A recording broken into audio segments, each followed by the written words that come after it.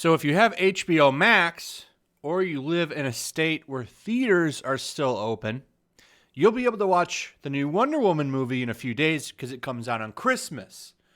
And I was and still kind of am looking forward to watching this movie. I liked the first one quite a bit. I thought the first one was a lot of fun.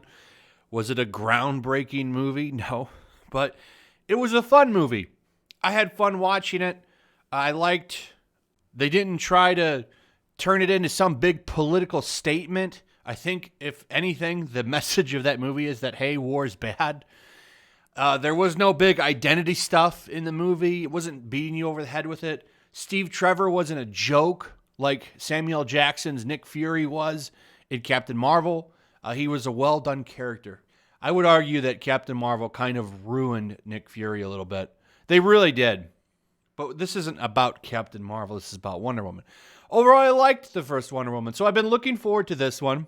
I thought, oh, this will be a fun movie. And then you started to hear some things, right? You started to hear some rumors, some stuff that they might be doing with this movie.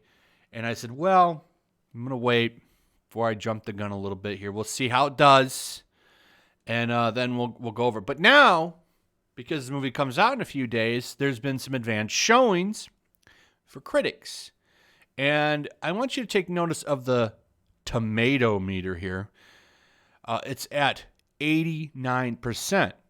Well, that's interesting because the original is at 93% based on a lot of critics.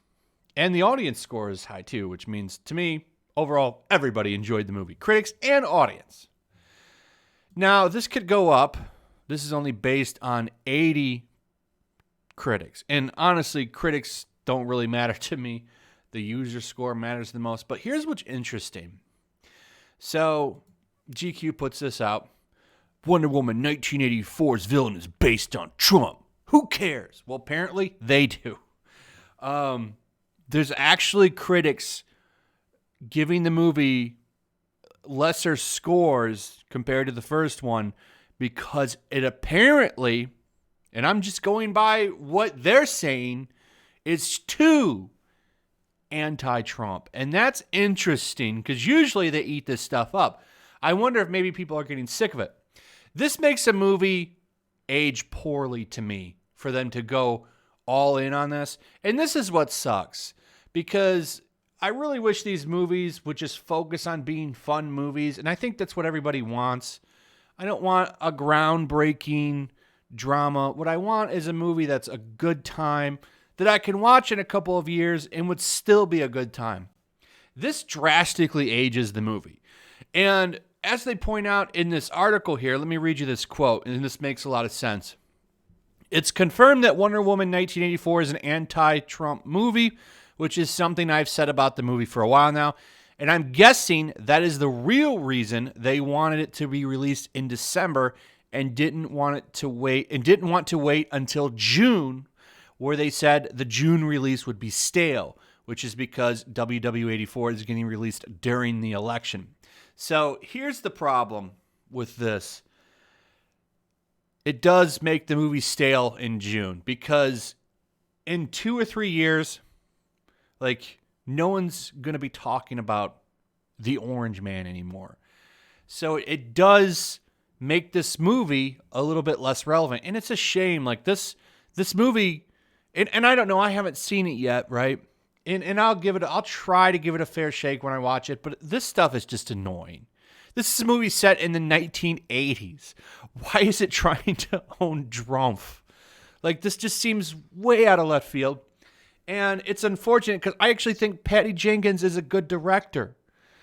And it's unfortunate that this is what we're doing now. And she's going to do, well, hopefully Rogue Squadron hopefully won't have any of this nonsense. But it's just, why did you do this?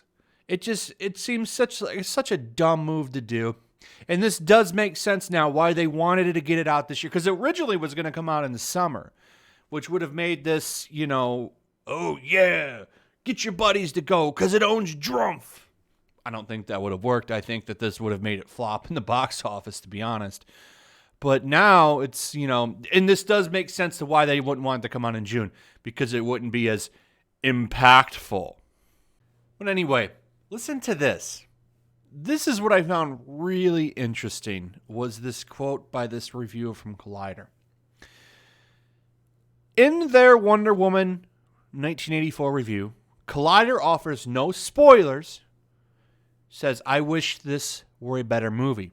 Patty Jenkins' sequel is well-intentioned, but a sloppy punch against Trumpism, says the reviewer. And the reviewer, at least according to Cosmic Book News, is against Drumpf, wants to own Drumpf. But apparently, it goes so far into it and becomes so sloppy that it hurts the movie. The main villain, by the way, is Pedro Pascal, who's opened up and said that he was very influenced by the Orange Man, which really shouldn't surprise anybody if they've seen his behavior on Twitter the past couple of weeks. So his intention was to model the Orange Man, and he's been pretty open about that lately. This movie, and I'm going to try to give it a fair shake, but what are you doing? So they pretty much flat out made him the villain, and it's like, why? Why would you ruin? Like, this movie could have been as good as the first one. And to be fair, the trailer looks good.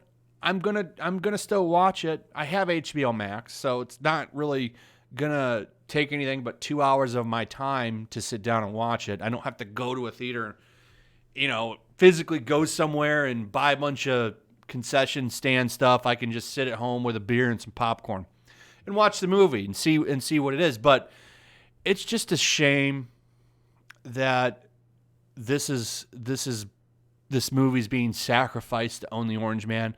And I think what a waste. What a waste. This character in this movie were pretty universally loved. Nobody was hating on it because it was fun. And then you come in and you just decide, hey, we're going to make it full political movie out of it. And you just wasted it. It's a shame it's not going to go to the box office and really get ridiculed, because I wonder if it would have went full Drumpf and we had a full power movie theater industry right now, I bet you it would have flopped. And now we'll never know, because the reason that it got signed off to go to HBO Max is because Warner Brothers paid them like it was $1 billion movie, so they all signed off on it. But the buzz and what people are saying about it is what we're going to have to go off of. I know it's going to be watched like crazy. It's going to have high views because of the fact that it's on HBO Max. But will it get people to sign up on HBO Max? I wonder if this will be as successful for them as they think it will be if it comes out that it's demonizing 75 million Americans. So we'll see what happens. My hopes for this movie have went into the complete toilet just about. I'm going to still watch it, but man, why'd you do this, Patty? You just aged the movie. It's not going to be relevant in a year. No one's going to be talking about this movie in a year now. It's a shame, because the first one was really good. Anyway, thanks for watching. Let me know what you guys think. I'd like to hear from you. Also, if you would, please like, subscribe. Make sure you're still subscribed. Hit that notification bell, and I will see you guys on the next one. Peace. Also, if you want to help support the channel, check out my Teespring store. There's a link in the description. You can find some merchandise in there that you might want to check out.